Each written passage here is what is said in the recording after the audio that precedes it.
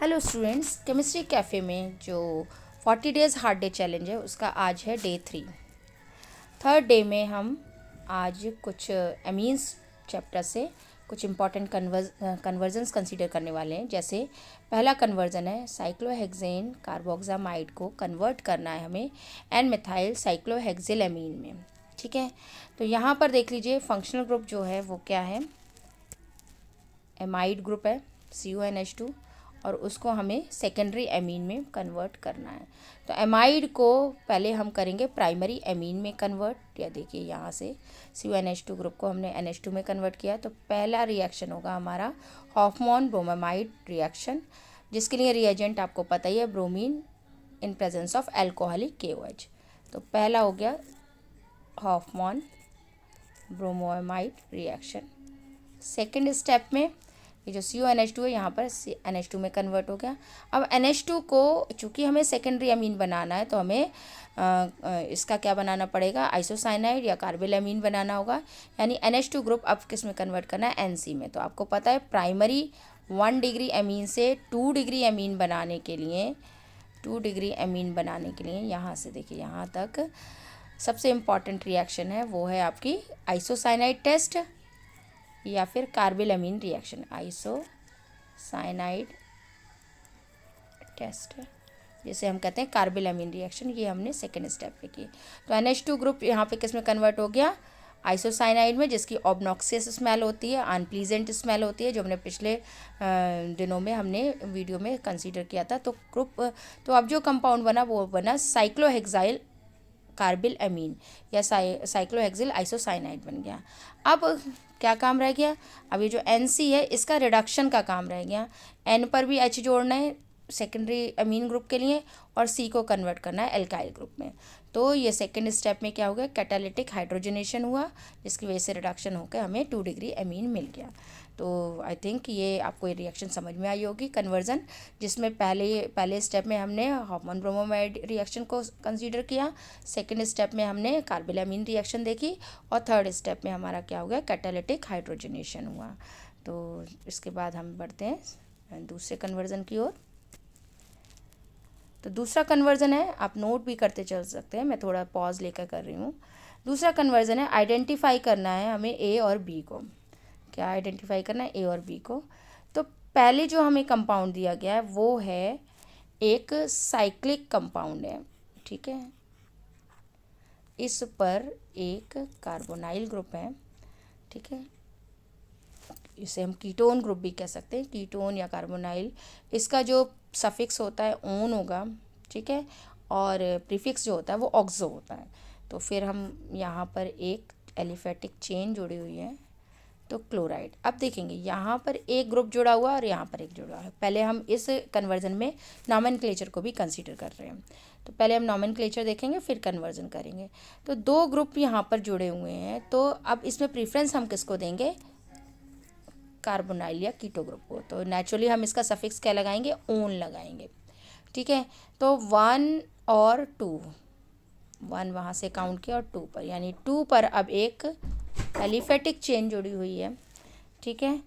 और इसीलिए हमने यहाँ पर नाम में क्या लिख दिया, 2 पर एक, इस पूरे को हम क्या करेंगे, सब्स्टिट्यूएंट मान लेंगे। और ये पेरेंट कंपाउंड क्या हो जाएगा, यहाँ पे सब्स्टिट्यूएंट का नाम लिखेंगे और इसके बाद पेरेंट का लेंगे, सब्स्टिट्यूएंट का प्रीफिक्स लगाएंगे ये, और इसके बाद आगे पेरेंट है। पेरेंट क्या होगा, साइक्लोहेक्सेन 1 ओन। क्या होगा, साइक्लोहेक्सेन 1 ओन।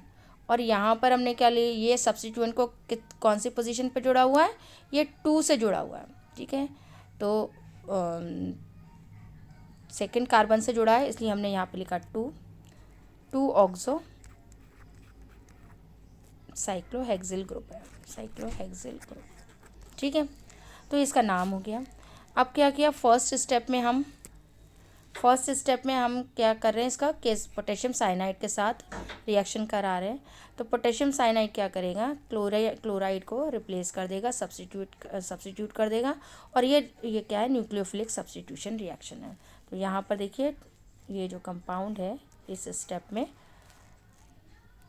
इस कंपाउंड में कन्वर्ट हो जाता है। यानी कि अब दोबारा देखेंगे, इसका नॉमेनक्लेचर फिर से देखते हैं। जो क्लोराइड था वो अब उसकी जगह पर क्या आ गया, न्यूक्लियोफिलिक सब्स्टिट्यूशन से साइनाइड ग्रुप आ गया। अब और यहाँ सॉरी ये साइक्लोहेक्सिल है, मैंने बेंजीन रिंग बना दिया है, दोबारा से देखते हैं। जो कंपाउंड बना वो बना आपका, ये कीटो ग्रुप जुड़ा हुआ है, ये और ये आपका साइनाइड आ गया, क्लोराइड की जगह पर साइनाइड ग्रुप आ गया। अब कार्बोक्सिल ग्रुप और साइनाइड में किसको प्रेफरेंस देते हैं हम, साइनाइड को, यानी कि नाइट्राइल को। तो अब ये किसका डेरिवेटिव होगा, नाइट्राइल का, जिसमें कि 1 2 3 प्रोपेन नाइट्राइल का डेरिवेटिव है, जिस पर क्या जुड़ा हुआ है, थर्ड पोजीशन पर क्या जुड़ा है, ये पूरा का पूरा ग्रुप जो है सब्स्टिट्यूएंट के जैसे जुड़ा है। तो 3 पर जुड़ा हुआ है एक ग्रुप जिसका नाम हम ब्रैकेट के अंदर लिखेंगे और उसके आगे पेरेंट का नाम लिख रहे हैं।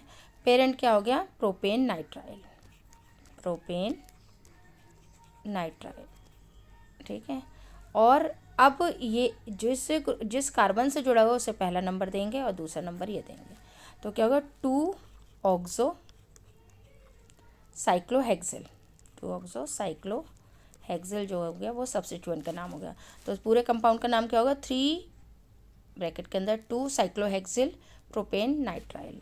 तो ये हमें सेकंड स्टेप पर यहाँ पर मिल जाता है। अब लास्ट में सेकंड स्टेप में क्या करना है, हाइड्रोजन के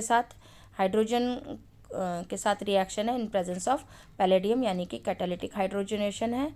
और तो CN जो ग्रुप है वो किस में कन्वर्ट हो जाएगा, C पर भी H आ जाएगा और N पर भी बैलेंस सेटिस्फाई करेंगे, तो क्या होगा CH2NH2 आ जाएगा, ठीक है। तो ये बनेगा, अब फिर से इसका नॉमेनक्लेचर देख लीजिए, जो फाइनल प्रोडक्ट है उसका नॉमेनक्लेचर देख लीजिए। ये साइक्लोहेक्सिल ग्रुप है, ठीक है। अब ये जो यहाँ था, ये जो साइनाइड था वो CH2 में बदल गया और ये NH2 में बदल गया, ठीक है। अब फिर से देखेंगे, एमीन और इसमें और कार्बोक्सिल ये कार्बोनाइल ग्रुप में प्रीफरेंस हम किसको देंगे हम फिर से हम कार्बोनाइल ग्रुप को देंगे। तो अब पेरेंट ये हो गया, अब पेरेंट ये हुआ तो 1 और 2 पर जुड़ा है ये पूरा का पूरा सब्स्टिट्यूएंट, जिसमें 1 2 3 प्रोपेन अमीनो प्रोपेन है, यानी कि सॉरी यहाँ से हम लेंगे 1 2 3, ये पूरा का पूरा क्या है, इसमें सब्स्टिट्यूएंट हो गया। चूँकि पेरेंट है ये रिंग, तो पेरेंट से जुड़ा हुआ जो पहला कार्बन होगा वो 1 2 और 3, यानी कि 3 अमीनो प्रोपाइल ग्रुप जुड़ा है। ये क्या जुड़ा है यहाँ पर, 3 अमीनो प्रोपाइल ग्रुप जुड़ा है पेरेंट पर, ठीक है। कौन सी पोजीशन पे जुड़ा है, 2 पोजीशन पर, तो इसका नाम क्या हो जाएगा, 2 पोजीशन पे अटैच्ड है 3 अमीनो प्रोपाइल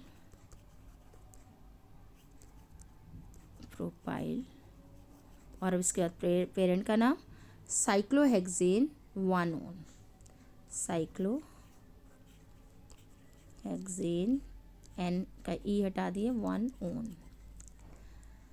तो ये एक रिएक्शन आपको समझ में आ गई होगी कि कुछ फिलअप्स हैं, A और B को आइडेंटिफाई करना है। इसमें फर्स्ट स्टेप में न्यूक्लियोफिलिक सब्स्टिट्यूशन है पोटेशियम साइनाइड के साथ, तो क्लोराइड जो है वो किस में बदल गया, साइनाइड में बदल गया, ठीक है।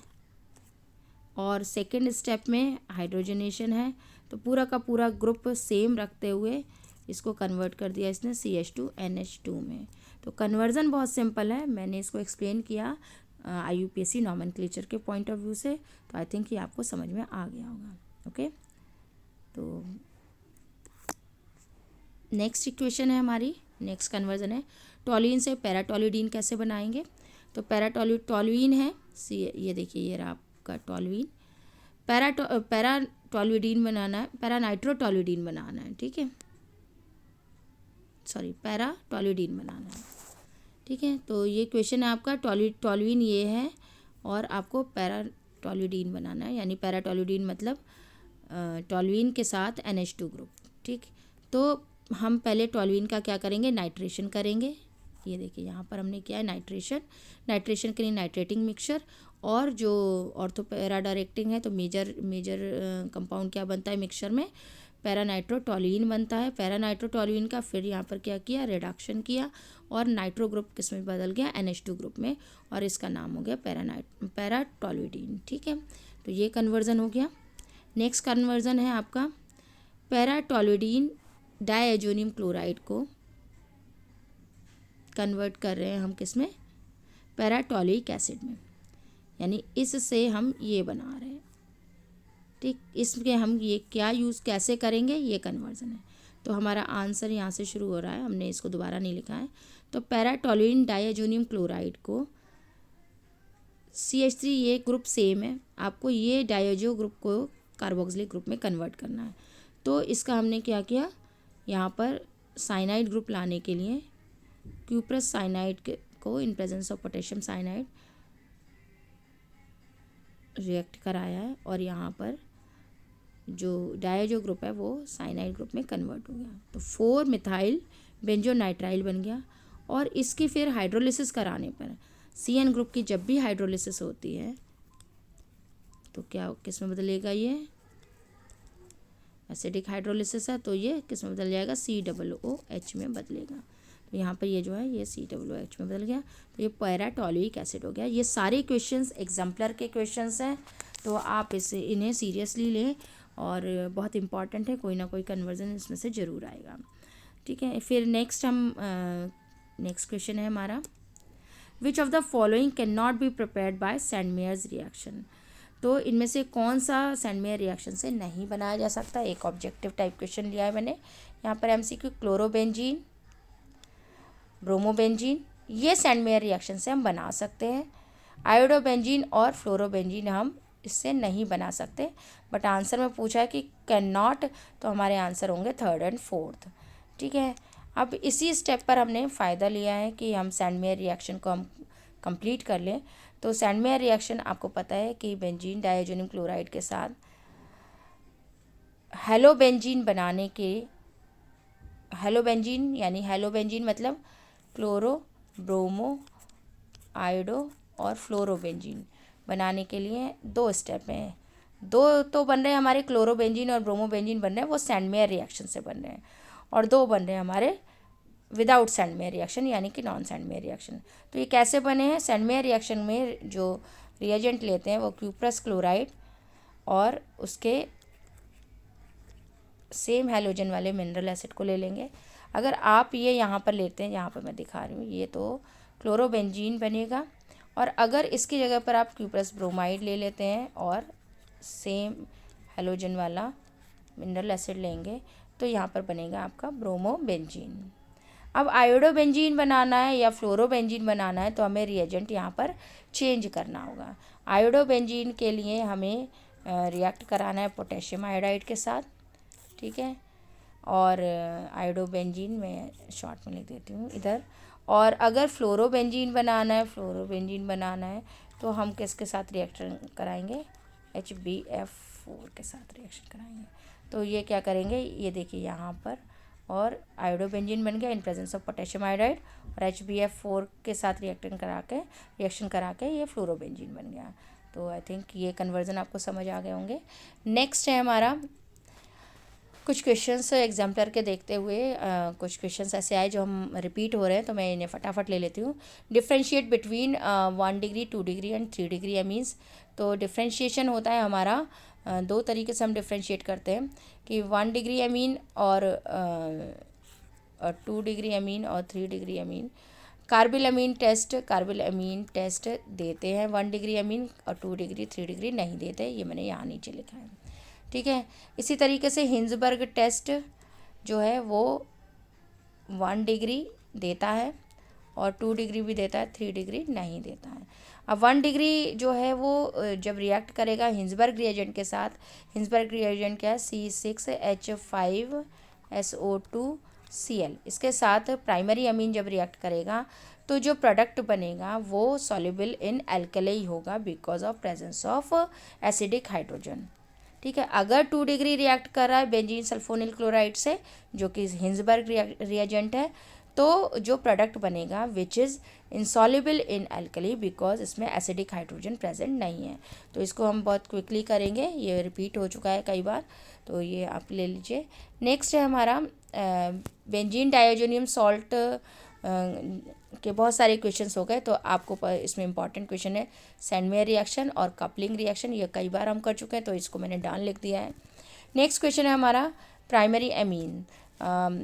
नेक्स्ट है हमारा, ध्यान से देखेंगे क्वेश्चन को।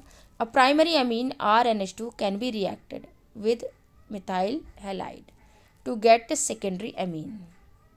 ठीक है, रिएक्ट करेगा, लेकिन इस तरीके से, ये जो इस क्वेश्चन का पहला पार्ट है और इस पार्ट में आप मिक्सचर ऑब्टेन करते हैं।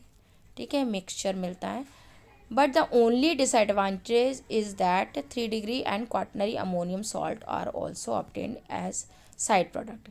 तो आपसे क्वेश्चन पूछा जा रहा है, can you suggest where RNH2 forms only 2 degree amine.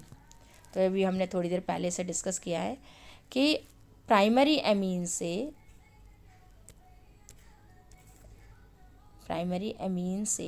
Amine की बात हो रही है, सेकेंडरी एमीन बनाना हो तो कौन सी रिएक्शन है, कार्बिल एमीन रिएक्शन है। कार्बिल एमीन टेस्ट है, एमीन रिएक्शन या आइसोसाइनाइड टेस्ट है। तो उसमें क्या है कि बेसिकली क्वेश्चन में यह मैंने यहाँ लिखा भी है कि 1 डिग्री एमीन से आप 2 डिग्री एमीन बना रहे हैं, यानी कि NH2 ग्रुप को पहले आप कार्बोनाइल टेस्ट से NC ग्रुप में चेंज करेंगे, फिर उसका रिडक्शन करके 2 डिग्री एमीन बना देंगे। तो फटाफट देख लीजिए, कार्बिल एमीन का रिएजेंट क्लोरोफॉर्म अल्कोहलिक KOH है, यहाँ पे अल्कोहलिक लिख लेना, और उससे क्या बना यहाँ पर आइसोसाइनाइड बन जाएगा, जिसकी ऑब्नॉक्सियस स्मेल होती है, अनप्लीजेंट स्मेल होती है, और वो हाइड्रोजन पैलेडियम के साथ रिड्यूस करके ये 2 डिग्री एमीन बना लेगा। तो ये आपको समझ में आ गया होगा। नेक्स्ट क्वेश्चन है हमारा, arrange the following compound in increasing order of dipole moment. यहाँ पर आपसे डायपोल मोमेंट का इंक्रीजिंग ऑर्डर पूछा जा रहा है। एक कंपाउंड दिया है आपको प्रोपेन, जो कि एक एल्केन है, दूसरा दिया है एमीन इथेनामीन, और तीसरा है अल्कोहल इथेनॉल। तो इनका जो जिस डायरेक्शन में लिखे हैं उसी सेम डायरेक्शन में increasing order of dipole moment है। क्यों? क्योंकि ये तो ऑलमोस्ट इसका ऑलमोस्ट ज़ीरो डायपोल मोमेंट है एल्केन का, क्योंकि कोई भी इलेक्ट्रोनेगेटिव एलिमेंट नहीं है। इसमें नाइट्रोजन है और इसमें ऑक्सीजन है, तो ऑक्सीजन की इलेक्ट्रोनेगेटिविटी नाइट्रोजन से ज़्यादा होती है, तो यहाँ पर increasing order of dipole moment ये हो गया। ये भी एग्जाम्पलर का क्वेश्चन, सारे क्वेश्चन एग्जाम्पलर के हैं, तो आप इन सबको बहुत मन लगा के तैयार कीजिए और आज ही तैयार कीजिए, क्योंकि ये हार्ड डे चैलेंज चल रहा है 40 डेज़ का। ठीक है, नेक्स्ट क्वेश्चन है हमारा, structure and IUPAC name of the compound. Allyl amine, allyl amine मतलब एलाइल ग्रुप के साथ NH2 ग्रुप जुड़ा हो। तो एलाइल ग्रुप क्या होता है, CH2 डबल बॉन्ड CH2, मैंने लिखा भी है, और इसके साथ NH2 जोड़ दिया, तो क्या होगा कि ये एक प्रोपीन का डेरिवेटिव है, प्रोपीन का अमीनो डेरिवेटिव है। तो एमीन जो हो गया फर्स्ट ग्रुप पे, नंबरिंग देख लीजिए आप, फर्स्ट पे तो 1 एमीन लिख दिया, चूँकि है किसका है, एल्कीन का है, तो एल्कीन कौन सी है, प्रोप 2 ईन, ईन का हमने लास्ट वाला ई हटा के एमीन जोड़ा है। तो ये आपको समझ आ गया होगा। नेक्स्ट क्वेश्चन है हमारा, IUPAC नेम ऑफ दिस।